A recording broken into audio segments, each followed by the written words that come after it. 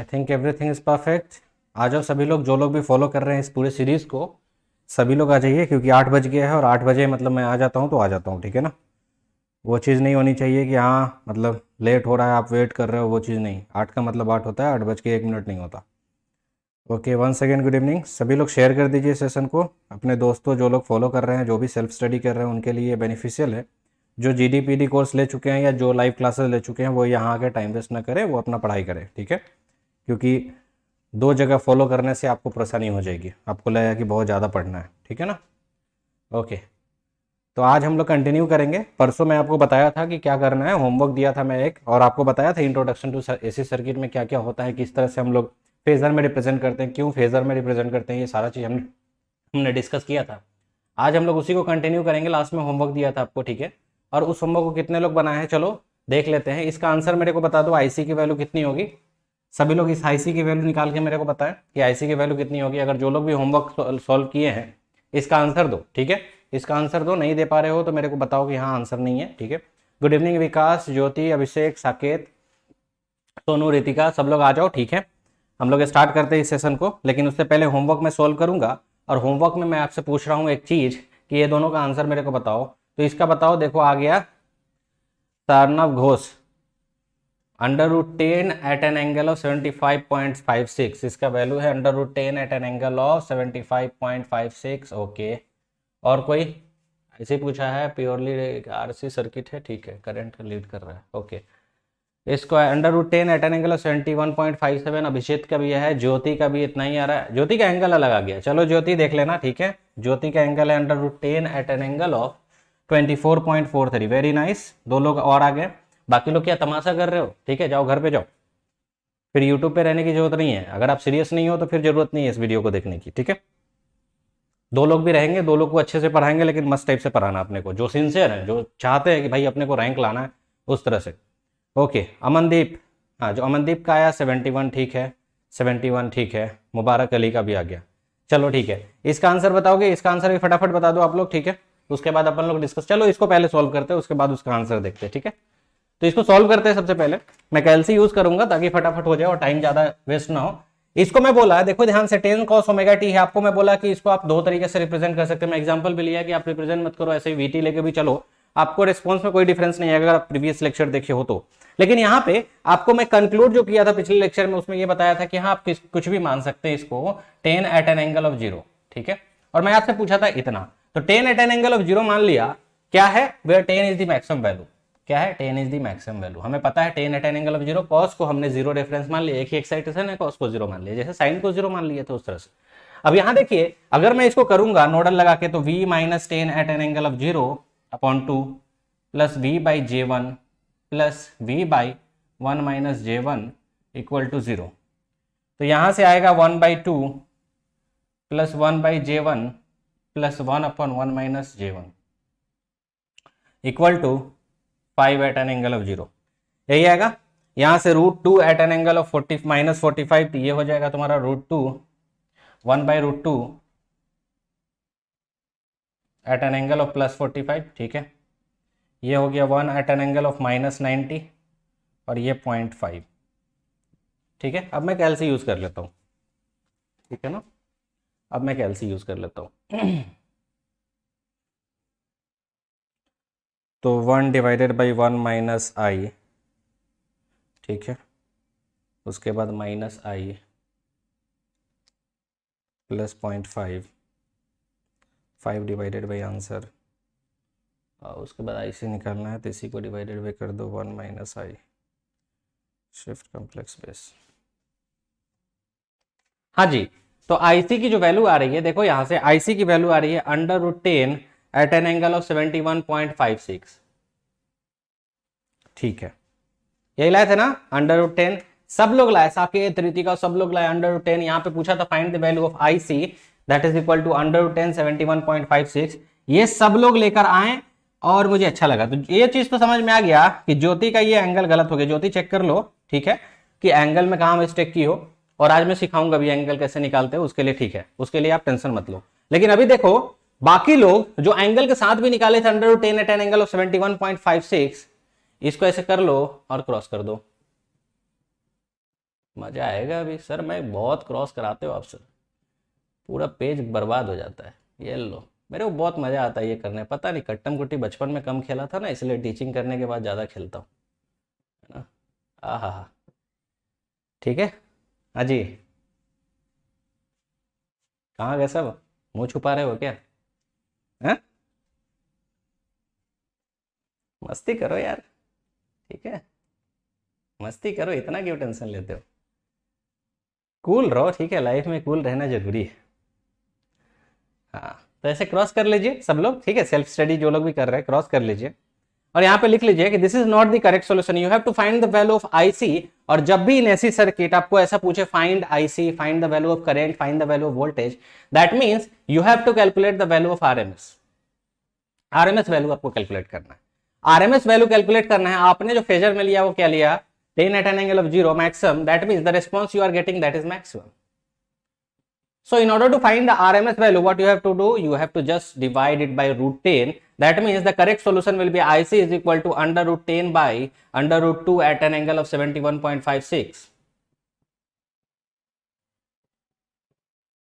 एक नुक्ता इधर उधर होने से खुदा जुदा हो जाता है, और गेट भी उसी नुक्ता का कमाल है, ठीक है ना, ठीक है। गेट एग्जाम ऑप्शन आपको जो मिलेगा उसमें रूट 10 ऑप्शन यही होगा, और आप मार के आओगे और कहोगे सर मेरे को तो सोहेल सर ने पढ़ाया, तुम फाड़ दिए, अगर कितना आसान क्वेश्चन है, ऐसे ही क्वेश्चन दे देंगे, निकाल के आओगे ये और गलत कर ले जाओगे। हाँ जी सर, वो -90 प्लस 115 एंगल कैसे हुआ, कुशाल आज सिखाऊंगा, ठीक है, आज सिखाऊंगा, पहले तो ये देख लो, समझ में आया मिस्टेक। सर आरएमएस वैल्यू कब निकालेंगे, मैं क्या बोला अमनदीप, तुम ध्यान से नहीं सुने हो, कि जब भी आपका क्वेश्चन पूछे find the value of current, find the value of voltage, that means it is talking about the RMS value. Otherwise वो क्वेश्चन में डायरेक्ट बोलेगा the peak value of current across this, the maximum value of current across this, the maximum value of voltage across this, वो बोलेगा maximum value निकालने को। लेकिन जब सीधे बोल रहा है find the value of current and voltage, then you have to calculate the value of RMS value, you have to calculate, right. So you have calculated the maximum value and that is wrong, maximum value आपने निकाला है। तो समझ में आ गया ना, बहुत आसान था सर, बहुत आसान सर, होमवर्क क्या फालतू होमवर्क दिए, एक लोग भी करेक्ट करके नहीं आए हैं, एक लोग भी करेक्ट नहीं किए। अब देखो इसका बताओ, इसका अब सही करके बताएंगे, इसका सही करके बताएंगे, देखना पक्का, इसका सही करके बताएंगे।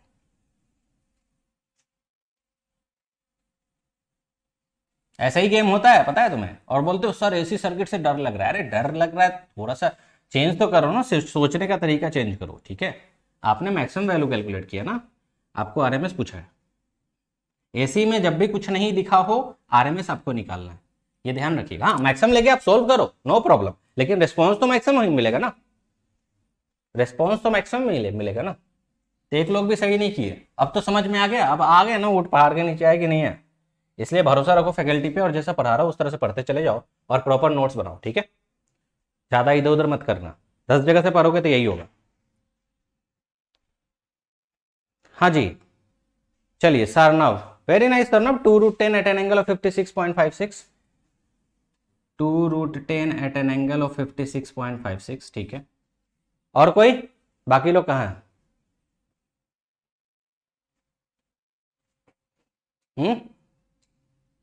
बाकी लोग कहाँ हैं? क्या सो गए क्या है? सर पहला ही दिन जोश था सर एकदम, सर आप इनिशिएटिव तो लो, जेनिक टीम इनिशिएटिव तो लो, ठीक है। अच्छा Jyoti 10√2 at an angle of 45, अच्छा अब आगे लो 10 एट एन एंगल ऑफ 30,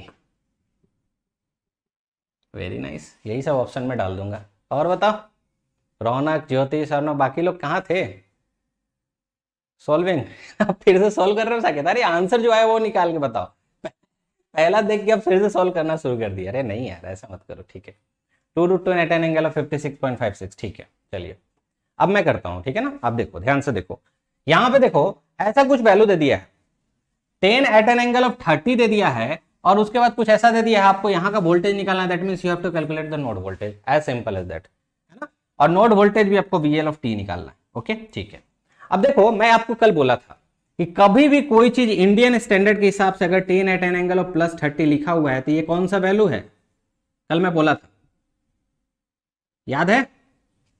जब कोई साइन या कॉस में दिया हुआ, आपकी चॉइस है, आपकी चॉइस है, आप 10 एट एन एंगल ऑफ 0 लेके चलो तो मैक्सिमम मिलेगा, 10/√2 एट एन एंगल ऑफ 0 लेके चलो आरएमएस मिलेगा। लेकिन जब कुछ ऐसा दे दिया है डायरेक्ट फेजर में, that means this phasor is RMS value. मानते हो ना? ये चीज मैं कल भी आपको बताया था कि जब भी फेजर रिप्रेजेंटेशन होगा तो हम लोग हैं ब्रिटिश स्टैंडर्ड को फॉलो कर रहे हैं, तो जो फेजर में लिखा हुआ है दैट इज आरएमएस वैल्यू। पहला तो ये चीज हमको समझ में आ रहा है, ठीक है। अब ध्यान से देखिए, मैं इसको फटाफट सॉल्व करूं, फटाफट सॉल्व करता हूं, उसके बाद आगे बढ़ते हैं, है ना। क्या फुद्दू फुद्दू सवाल लेके, चलिए देखते हैं। v - 10 at an angle of +30 upon 1 plus v/-j2 plus v/j1 equal to 0। 1 j.5 -j1 10 at an angle of +30, तो 1 - 0.5 i 10 at an angle of +30 divided by 1 - 0.5 i. Shift come place base. तो फाइनली हमको जो voltage मिल रहा है वो 4√5 eight an angle of 56.56 है। किधर गए रे हम लोग, किधर हो हैं? ये क्या नौटंकी हो गया। अच्छा ठीक है, तो VL ऑफ टी क्या होगा? VL ऑफ टी हो जाएगा 4√5, that is RMS value, this is the RMS value. तो मैक्सिमम इसका हो जाएगा मल्टीप्लाइड बाई √2। चूंकि कुछ भी एक्साइटेशन नहीं दिया हुआ है तो cos ओमेगा टी कितना से शिफ्ट हो रहा है? +56.56। तो करेक्ट आंसर ये है, this is the correct answer which is equal to 4√10 cos of omega t +56.56। अब मेरे को एक बात बताओ, यहाँ क्वेश्चन में आपसे पूछा है क्या, what is the RMS value, what is the maximum value. यहाँ आपसे पूछा है VL ऑफ टी का इक्वेशन बताओ, इक्वेशन क्या होगा। तो यहाँ आपने जो निकाला वो आरएमएस वैल्यू निकाला, इससे आपको इक्वेशन बनाने आना चाहिए। इक्वेशन जब भी कुछ नहीं दिया हो तो इक्वेशन आप कोसाइन में लेते हो। यहाँ अगर साइन या कॉस दिया हुआ है तो उसी में साइन में होता तो साइन में रेस्पॉन्स आता, कॉस में दिया हुआ है तो कॉस में रेस्पॉन्स आता। लेकिन यहाँ पे तो आपको नहीं पता ना इसका माँ बाप कौन है, पता है क्या कि ये साइन है या कॉस है, नहीं मालूम ना, ये चीज तो हमको पता ही नहीं है। तो जब हम रेस्पॉन्स निकालेंगे, ऑब्वियसली रेस्पॉन्स जो मिला वो हमको आरएमएस वैल्यू मिला, लेकिन आपसे VL ऑफ टी पूछा है, मतलब कि आपसे पूरा वो पूछा है कि क्या है आंसर, ठीक है। VL ऑफ टी मतलब इक्वेशन पूछा है, तो इक्वेशन के लिए आप आरएमएस को मल्टीप्लाई बाय √2 करोगे तो मैक्सिमम वैल्यू मिल गया। मैक्सिमम कॉस ओमेगा टी कितना शिफ्ट है वो तो कोसाइन में रिप्रेजेंट करते हैं। जब भी कुछ नहीं दिया हुआ है तो आप जो रिस्पॉन्स निकालते हो वो हमेशा कोसाइन में होता है। तो एग्जैक्ट जो आंसर होगा वो ये हम एक्सपेक्ट कर रहे थे कोई देगा 4√10 cos ओमेगा टी +56.56, लेकिन किसी ने नहीं दिया, सब लोग ऐसे दे रहे हैं।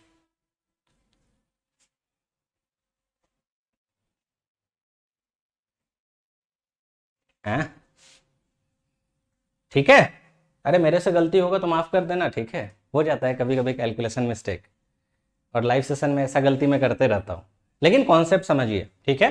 यहां पे आपसे पूछा है VL of T, that means it is asking the equation of voltage across this equation. तो इक्वेशन यहां पे तुमको मालूम नहीं कोसाइन है या कॉस है, तो उस केस में हमेशा हम कॉस को रेफरेंस मान के और उसमें इक्वेशन लिखते हैं। क्लियर क्लियर, ठीक है। तो ये भी गलत कर दिए क्या कर रहे हो यार, हैं? ये मैं ही गलत कर दिया, अपने ही गलत करके समझदार बन रहे, बताओ ना, देख लेते एक बार और कैलकुलेट करके। हाँ जी ठीक है, 4√5 4√10, ठीक है, तो ये भी गलत कर दिया, ठीक है। सर √2 से डिवाइड क्यों नहीं किया आरएमएस के लिए? सर ना थोड़ा ध्यान से देखो, ये ऑलरेडी आरएमएस वैल्यू दिया हुआ है, this is the RMS value. तो हम फिर से आरएमएस वैल्यू निकालने के लिए √2 से डिवाइड कर, मतलब आरएमएस निकालना है तो सर आरएमएस डिवाइडेड बाई √2। कहां पढ़े हो ये चीज? ये आरएमएस दिया हुआ है, तो जो रिस्पॉन्स निकलेगा वो डायरेक्ट आरएमएस निकलेगा, समझ रहे हो। तो डायरेक्ट आरएमएस निकला, अब इसको मैक्सिमम निकालने के लिए √2 से मल्टीप्लाई करके मैक्सिमम निकाल लिया, लेकिन इक्वेशन में कैसे लिखेंगे, चूंकि हमको नहीं मालूम ये साइन है कॉस है, तो हमेशा जब आपको पता नहीं होता है तो कोसाइन में लिखते, समझ गए?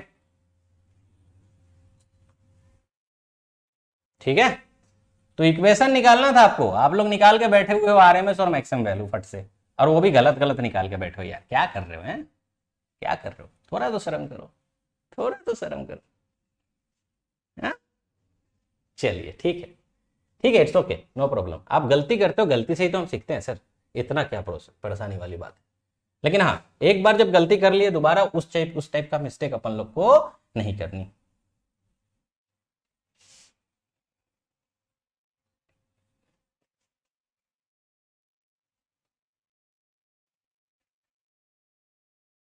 ठीक है ना? तो यहां पे इक्वेशन पूछा था तो आपको कॉस में देना था आंसर, कोई वैल्यू नहीं पूछा था, इक्वेशन पूछा था।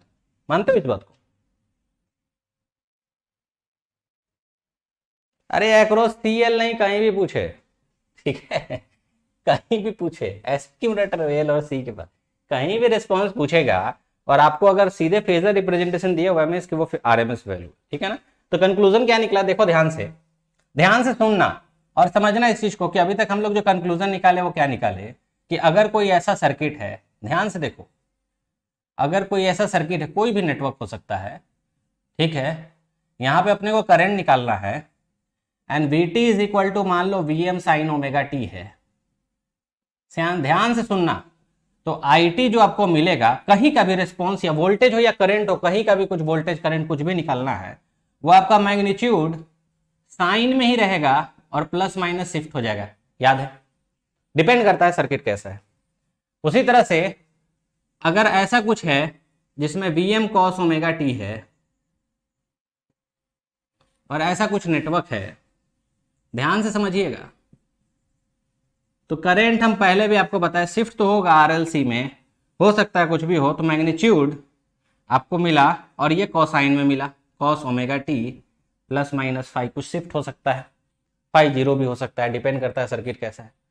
और अगर डायरेक्टली ऐसा सर्किट है और जिसमें यहाँ पे V at an angle of 30 या प्लस कुछ भी दिया हुआ है और ऐसा कुछ नेटवर्क है, तो I आपको जो मिलेगा, ये पहले आरएमएस है फर्स्ट थिंग, तो I जो आप निकालोगे वो आरएमएस मिलेगा। उसके बाद IT निकालने के लिए आरएमएस जो भी आएगा उसको √2 से मल्टीप्लाई करेंगे, चूंकि इसका एक्साइटेशन नहीं दिया हुआ है तो cos ओमेगा टी कोसाइन में लेके प्लस माइनस 5 कर देंगे। ये तीनों चीज समझ में आ रहा है कि नहीं? डिफरेंस समझ में आया?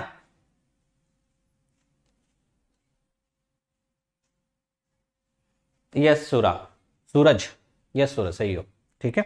मैं बोला ना डीसी और इसी में कोई डिफरेंस नहीं है, अगर आप टाइम को रोक दो, मैंने टाइम को पॉज कर दिया, फिर प्लस माइनस देख के उस हिसाब से निकाल रहा है तो ग्राउंड करके निकाल सकते हो।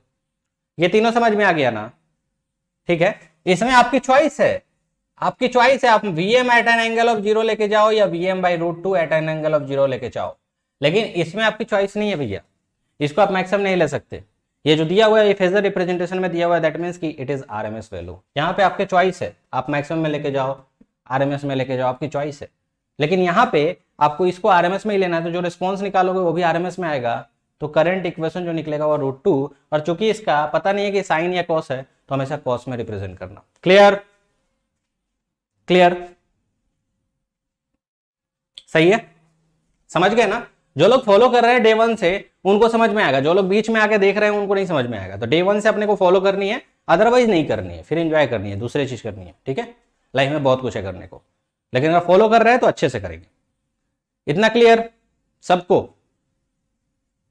सबको क्लियर हुआ कि नहीं हुआ भैया, बताओ ना। हाँ चलो ठीक है, ओके। तो आज का जो टॉपिक है वो यही है कि फेजर रिप्रेजेंटेशन सर सिखा दो, ठीक है। ये तो मैं दिखा दिया आपको, किसी भी सर्किट में अगर आपका एक्साइटेशन अगर कॉस साइन में रहेगा तो आपकी चॉइस है, आप मैक्सिमम भी लेके जा सकते हो, आरएमएस में भी लेके लेंगे। अगर कोई ऐसा ही फेजर में रिप्रेजेंट है, that means this phasor is having RMS value, है ना। ये चीज हमको समझ में आ गया, this phasor is represented in RMS value, ये भी हमको समझ में आ गया। अब सवाल ये होता है कि अब अपने को, अभी मैं फटाफट जो सॉल्व कर रहा हूं, तो कुछ लोग बोल रहे हैं कि सर ये कॉम्प्लेक्स में एंगल वेंगल आप कैसे निकाल रहे हो, मेरे को समझ में नहीं आ रहा है कि एंगल वेंगल कैसे निकाल रहे हो। ये एंगल जब तक हम निकालना नहीं सीखेंगे हमको समझ ही में नहीं आएगा ना कि कैसे क्या करना है ना। तो मैं आपको बोला कि हमेशा आपका क्या होता है, जो फेजर रिप्रेजेंटेशन होता है, मान लो V at an angle of theta है, तो ये जो v है वो क्या है, पहली बात आरएमएस वैल्यू है, ठीक है। और ये थीटा इज दी क्या, ये आपका फेज शिफ्ट है, फेज शिफ्ट है, फेज शिफ्ट है। और अगर इसका इक्वेशन लिखना हो अपने को तो vt इज इक्वल टू क्या लिख सकते हैं, जो भी v दिया हुआ है वो आरएमएस वैल्यू √2 से मल्टीप्लाई कर दिया, मैक्सिमम हो गया। क्योंकि मालूम नहीं साइन या कॉस में है तो कॉस में लेंगे, cos omega T plus theta. इतना बात समझ में आया, इतना बात समझ में आ रहा है कि अगर कोई यही सब में कंफ्यूजन होता है, बिना सब नहीं होना चाहिए, अब नहीं कंफ्यूजन होना चाहिए, समझ में आया। अगर कोई v at an angle of theta दिया हुआ है नॉर्मली तो वो आरएमएस वैल्यू है और ये फेज शिफ्ट है, तो इसका इक्वेशन जब लिखना होगा तो RMS multiplied by √2 into cos omega T plus theta कर सकते। सर क्वेश्चन में, फर्स्ट क्वेश्चन में टेन एट एन एंगल 0 भी तो आरएमएस थी, नहीं नहीं नहीं, टेन कॉस ओमेगा टी था। क्वेश्चन नंबर 1 जो था वो टेन कॉस ओमेगा टी था, ये आरएमएस वैल्यू नहीं है, this is the maximum value. Sarnath तुम पिछले क्लास में थे, सच सच बताना, पिछले क्लास में थे कि नहीं थे? अगर नहीं थे तो पहला लेक्चर देख लो, ठीक है। ऐसे बीच बीच में पूछोगे तो फिर दिक्कत उनको हो जाएगी जो शुरू से फॉलो कर रहे हैं, ठीक है ना। हाँ, तो ये चीज तो क्लियर हो गई ना कि ऐसा कुछ होगा भैया, अगर कोई ऐसा दिया हुआ है तो इस तरह से। अब इसी को हमको लिखने आना चाहिए, कैसे लिखते हैं। अब ध्यान से देखो, इसको जो हमको लिखने का तरीका होता है ना, किसी भी v at an angle of theta को आप कॉम्प्लेक्स फॉर्म में लिख सकते हैं, v cos theta plus j sin theta. ये होता है कॉम्प्लेक्स, मतलब कि a at an angle of plus minus अगर थीटा है तो इसको बोलते हैं a cos theta plus minus j a sin theta. Mathematics, mathematics किसी भी पोलर फॉर्म को ये इसको क्या बोलते हैं, पोलर फॉर्म, ठीक है ना। और इसको क्या बोलते हैं, रेक्टेंगुलर फॉर्म। तो दोनों में लिखने आना चाहिए कि क्या होता है,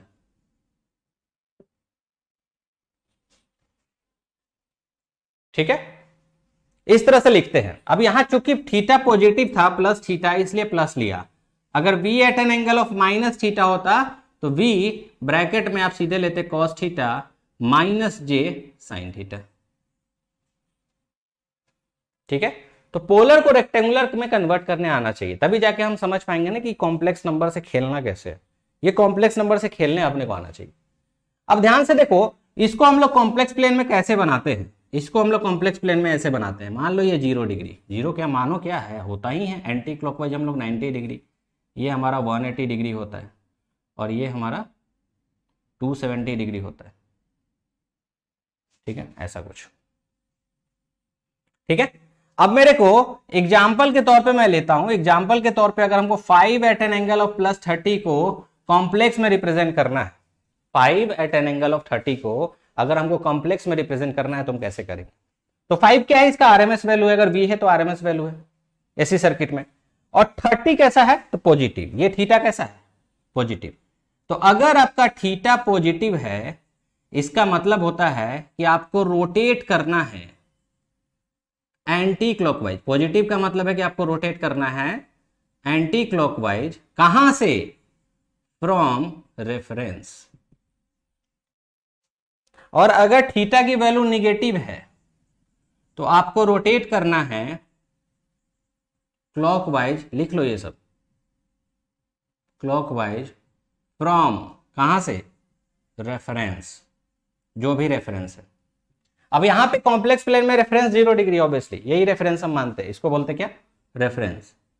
अब मेरे को फेजर डायग्राम बनाना है, क्या करना है, फेजर डायग्राम बनाना है। ध्यान से देखिएगा, सही चल रहा है ना, या इंटरनेट में कुछ इशू है, सुन पा रहे हो ना भैया, कि मैं ही सिर्फ बोलते जा रहा हूं, आप लोग सुन नहीं रहे हो, नहीं सुन रहे हो, ठीक है। हाँ, तो अगर मेरे को 5 at an angle of plus 30 को फेजर डायग्राम में रिप्रेजेंट करना है तो हम कैसे करेंगे, सबसे पहले हम ढूंढेंगे रेफरेंस। भैया रेफरेंस से अपने को रोटेट करना है, तो रेफरेंस हमारा ये है। यहां से चूंकि थीटा पॉजिटिव है तो रोटेट कैसे करना है, एंटी क्लॉकवाइज। ध्यान से सुनना जो लोग फेजर डायग्राम में जिनको प्रॉब्लम होता है, एंटी क्लॉकवाइज रोटेट करना मतलब ऐसे घूमना है। ये लिया 5 मैग्नीट्यूड का, 5 मैग्नीट्यूड ये मार्कर है, इसको हमने रखा रेफरेंस पे, और उसके बाद सीधे मैं एंटी क्लॉकवाइज घूम जाऊंगा 30 डिग्री। ये हमारा जो हुआ वो 5 एट एन एंगल ऑफ 30 हुआ। तो रोटेट किया, ये हमारी जो वैल्यू हुई वो 5, और ये जो रोटेशन है वो एंटी क्लॉकवाइज 30 डिग्री। समझ गए कैसे फेजर बनाते? अब इस कॉम्प्लेक्स प्लेन को हटा दो, ये कॉम्प्लेक्स प्लेन को हटा दो, डॉटेड डॉटेड से रेफरेंस दिखा दो, तो रेफरेंस से 5 एट एन एंगल ऑफ 30 बन गया। यस और नो? समझ पा रहे हो? समझ पा रहे हो?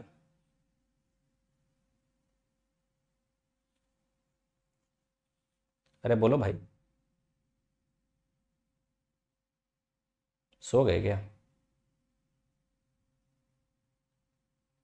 बोलते रहना, ठीक है, लाइव सेशन का मतलब बोलते रहना, ठीक है। इससे क्या हुआ सर? अरे क्या हुआ वो छोड़ो ना, अभी देखो, ठीक है। तो ऐसे हमने किसी भी पोलर को कॉम्प्लेक्स प्लेन में रिप्रेजेंट करने का तरीका यही है, 0 डिग्री, 90 डिग्री, प्लस 180। तो 0 से अगर अपने को 90 जाना है तो एंटी क्लॉकवाइज, तो अगर प्लस में जाना है अपने को तो एंटी क्लॉकवाइज रोटेट करना है, माइनस में जाना होगा तो क्लॉकवाइज रोटेट करेंगे, ठीक है ना, वो चीज। तो यहां ध्यान से देखिए, 5 एट एन एंगल ऑफ 30 जो है ये दो कंपोनेंट में टूटेगा। यहां देखिए, वन कंपोनेंट, फर्स्ट कंपोनेंट आपका एक्स एक्सिस में आया, which is known as 5 cos 30। ये तो बेसिक है ट्रिग्नोमेट्री, किसी का भी a cos 30। और इसका आपको परपेंडिकुलर में भी एक कंपोनेंट टूटा, which is known as 5 sin 30। और ये जो है ये पोलर है, ये पोलर है। तो पोलर को हम दो कंपोनेंट में ब्रेक कर रहे हैं, एक एक्स एक्सिस वाई कायदे से मान लो, तो एक्स एक्सिस और वाई एक्सिस इस तरह से, लेकिन है नहीं एक्स एक्सिस, कॉम्प्लेक्स प्लेन है। तो यहां पे ये जो है हॉरिजॉन्टल कंपोनेंट, जो रियल पार्ट है वो 5 cos 30 है, और जो 90 डिग्री पे चला गया वो 5 sin 30। तो मैंने क्या लिखा, 5 at an angle of plus 30 को मैं ऐसे लिख रहा हूं, 5 cos 30 प्लस j 5 sin 30। तो इसी पोलर को मैं दो पार्ट में तोड़ रहा हूं, एक रियल पार्ट, एक इमेजिनरी पार्ट। तो रियल पार्ट वाला 5 cos 30 है, इमेजिनरी पार्ट वाला 5 sin 30 है, वही तो मैं किया हूं। अंडरस्टूड? अंडरस्टूड? अंडरस्टूड? मुकुंद बंद कर ये सब। मुकुंद तुम गलत जगह आगे हो लग रहा है, मुकुंद जाओ, hide user on this channel. Bye bye Mukund, ठीक है।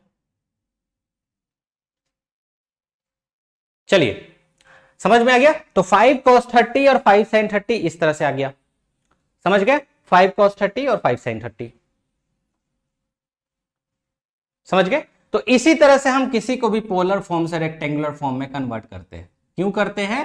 चीजों को आसान करने के लिए। ऐड करना है तो हमारे लिए आसान होता है रेक्टेंगुलर में, रियल पार्ट को रियल पार्ट से ऐड कर दिए। सब्ट्रैक्ट करना हुआ तो उसी तरह से रियल पार्ट को रियल पार्ट के साथ सब्ट्रैक्ट कर दिए, इमेजिनरी पार्ट को इमेजिनरी पार्ट से सब्ट्रैक्ट कर दिए। और ये जो लेंथ है, this is the RMS value, क्योंकि हम हमेशा ब्रिटिश स्टैंडर्ड फॉलो करते हैं ना, तो ये जो लेंथ है that is the RMS value, ये रिफ्लेक्ट करता है आरएमएस वैल्यू को। तो so sir phasor length RMS लेना है, यस बिल्कुल ठीक है, क्योंकि ब्रिटिश स्टैंडर्ड में इसको आरएमएस लेते हैं, अमेरिकन में ये मैक्सिमम हो जाता है, ठीक है ना, क्लियर? तो यही होता है 5 cos 30 5 sin 30। अब देखो मेरा ध्यान से एक और सवाल देखो, अगर मैं ऐसा लिखता 5 at an angle of plus 45, अगर मैं ऐसा लिख देता 5 at an angle of plus 60, अगर मैं ऐसा लिख देता 5 at an angle of plus 75, तो होता क्या? होता क्या? अगर मेरे को 5 at an angle of plus 45 बनाना है तो यही जो 30 है इसको उठा के मैं इधर कर दूं तो 5 एट एन एंगल ऑफ 45 हो जाएगा, आरएमएस वैल्यू तो वही हो जाएगा। 5 एट एन एंगल 60 तो और थोड़ा बढ़ा दिया तो 5 at an angle of 60, 5 at an angle of 75 तो और थोड़ा बढ़ा दिया 5 एट एन एंगल ऑफ 75। समझ में आ रहा है? लेकिन आरएमएस वैल्यू तो वही रहा, आरएमएस वैल्यू तो वही रहा। मानते हो इस बात को? मतलब कि अगर हम थीटा को ये जो एंगल है इसको मैं 0 से लेके 360 तक रोटेट कराऊं तो हमारा यहां पे लोकस जो बनेगा 5 का वो कैसा? 0 में मान लो t इक्वल टू 0 पे 0 है तो ऐसा 1 डिग्री 2 डिग्री 3 4 5 6 7 8 9 10 90, उसी तरह से 180, उसी तरह से 270, उसी तरह से 360, फिर 0 से 360 साइकिल है ना, फिर 360 आया, फिर 0 से। पॉइंट को समझ पाए? तो वेरिएशन ऑफ थीटा, आपको यही तो लोकस होता है, लोकस डायग्राम इसी तो बनाते हो, ठीक है। थीटा का वेरिएशन से जो आपका ये चेंज हो रहा है ना, एंगल जिस तरह से चेंज हो रहा है और ये एंटी क्लॉकवाइज आपको रोटेट होते हुए दिखेगा, वहां से अगर देखोगे ना तो अगर थीटा वेरी कर रहे हो पॉजिटिव में तो ये हमेशा फेजर आपको दिखेगा कि एंटी क्लॉकवाइज रोटेट कर रहा है, ऐसे cut cut cut cut cut. अब सवाल ये है कि थीटा का वेरी तो आप कर रहे हो, क्या मैग्नीट्यूड में कोई डिफरेंस आ रहा है? नहीं, तो magnitude is independent of theta. मानते हो इस बात को? मैग्नीट्यूड इज इंडिपेंडेंट, लिख लो, बहुत इंपॉर्टेंट चीज है ये। थीटा आप कुछ भी डाल दो, 30 डिग्री डाल दो, 40 डिग्री डाल दो, 50, 60 कुछ भी डाल दो, मैग्नीट्यूड विल बी 5 ओनली, क्योंकि उसका कॉस और साइन का अंडर रूट आप लोगे तो 5 ही मिलेगा। यस और नो? यस और नो? तो जो भी आपको पोलर फॉर्म में लिखा रहता है ना, A at an angle of theta, that A is independent of theta. उसका रियल पार्ट चेंज हो सकता है, उसका इमेजिनरी पार्ट चेंज हो सकता है, लेकिन जो मैग्नीट्यूड होगा वो एकदम आपका 5 है तो 5 ही आएगा, चाहे आप थीटा कुछ भी रखो। क्लियर? ठीक है, तो magnitude is independent of theta. अब सवाल ये है कि पोलर और रेक्टेंगुलर हम सीख क्यों रहे हैं? भैया इसीलिए सीख रहे हैं कि हमको कहीं पे एडिशन, मल्टीप्लीकेशन, सब्ट्रैक्शन, डिवीजन करना हो तो हमको आना चाहिए किस तरह से तोड़ के उसका हम addition, subtraction, multiplication and division कर सकते हैं, है ना।